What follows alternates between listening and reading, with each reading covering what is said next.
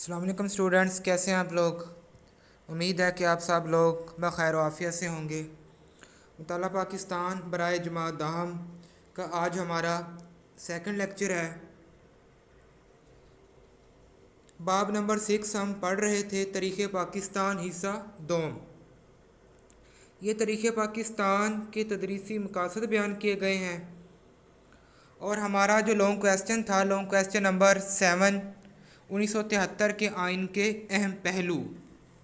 इसके total 12 points हैं। 6 points जो है हमने लेक्चर नंबर 1 में डिस्कस कर लिए थे। आज पॉइंट नंबर 7 से आगाज़ करते हैं। पॉइंट नंबर 7 है आज़ाद खुद मुख्तार अदलिया।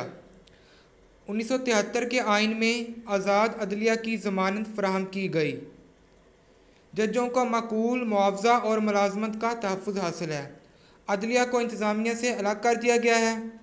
जज अपने फ़राइज़ मनसबी किसी खौफ या दबाव से आज़ाद होकर सर अंजाम देते हैं।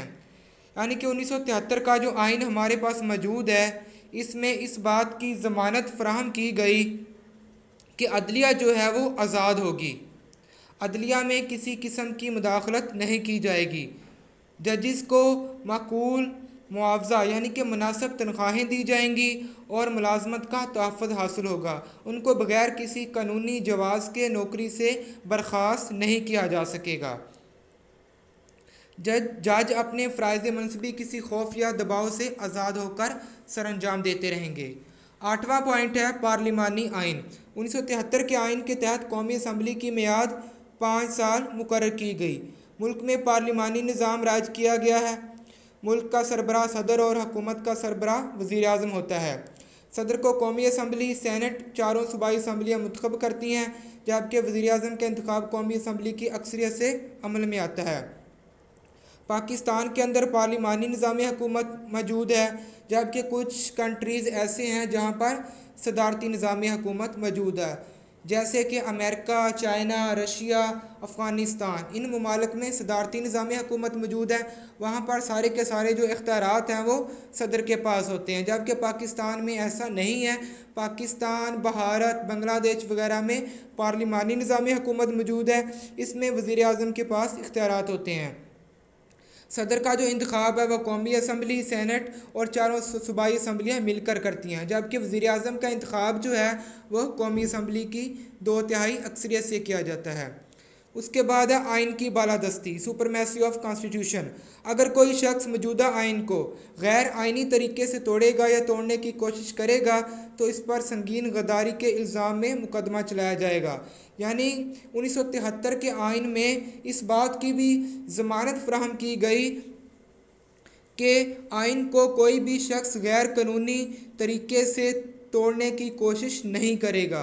अगर कोई शख्स ऐसा करेगा तो उस पर गद्दारी का मुकदमा चलाया जाएगा। जैसे कि जनरल परवेज़ मुशर्रफ ने पाकिस्तान के आइन के साथ छेड़खानी की तो उस पर आर्टिकल 6 के तहत कार्रवाई हो रही है। नंबर 10 है आइनी अदारे।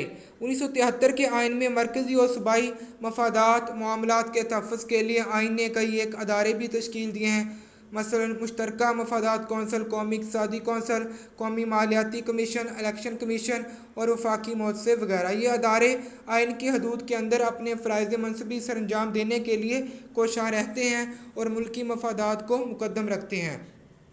यानी 1973 के आइन के अंदर कौमी अदारे भी तश्कील दिए गए ताकि जो मुल्की मामलात हैं या जो सूबाई मामलात हैं उनको एहसन तरीके से सर अंजाम दिया जा सके। उसके बाद 11वां पॉइंट है 2 ऐवानी मुकन्ना। 1973 के आइन के मुताबिक पार्लियामेंट 2 ऐवानों पर मुश्तमिल होगी। ऐवान बाला सेनेट, ऐवान ज़ीरी कौमी असम्बली कहलाता है।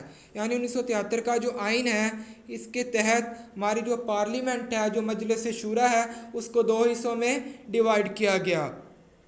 ऐवान बाला से मुराद सेनेट है, ऐवान ज़ीरी से मुराद कौमी असम्बली है, हमारी नेशनल असम्बली।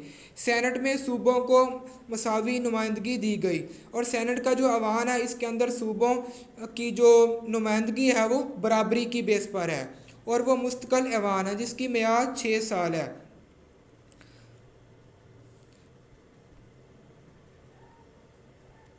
अरकान की तादाद 104 है।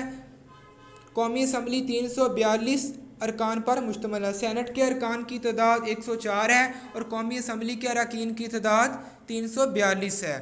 पार्लियामेंट मजलिस शूरा के कुल मेंबरान की तादाद 446 है। उसके बाद हम आखिरी पॉइंट की तरफ आते हैं, फंडामेंटल राइट्स, बुनियादी हकूक़। आइन में शहरियों को तमाम बुनियादी हकूक़ हासिल हैं। पार्लियामेंट और सूबाई असम्बलियों को बुनियादी हकूक़ के मुनाफी कोई कानून बनाने की इजाज़त ना होगी। स्टूडेंट्स, आज के लिए इतना ही। मिलते हैं नेक्स्ट लेक्चर में।